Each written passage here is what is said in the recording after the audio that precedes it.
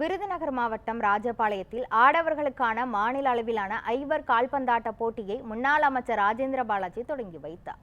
குறிச்சி கால்பந்தாட்ட குழு சார்பில் நடைபெறும் இந்த போட்டியில் தென்காசி, நெல்லை, விருதுநகர், நாகர்கோவில் உள்ளிட்ட தமிழகத்தின் பல்வேறு மாவட்டங்களிலிருந்து 24 அணிகள் கலந்து கொண்டு உள்ளன.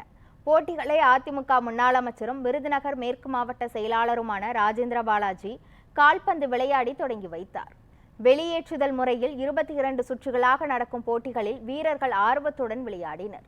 இதில் முதல் 4 இடங்களை பிடிக்கும் அணிகளுக்கு கோப்பைகளும் பரிசுகளும் வழங்கப்பட உள்ளன. அறிவையும் கூட்டும், சார்பா சிந்திக்க சொல்லும், சிந்தனைகள் புதிதாக ஏற்படும். காலையில விளையாடுவது என்பது மாலையில் விளையாடுவது என்பது ஆகவே தான் அந்த காலத்திலே காலையில் விளையாட்டு, மாலையில் விளையாட்டு, காலையில் கல்வி இல்ல மாலையில் விளையாட்டு இப்படி வச்சிருந்தாங்க.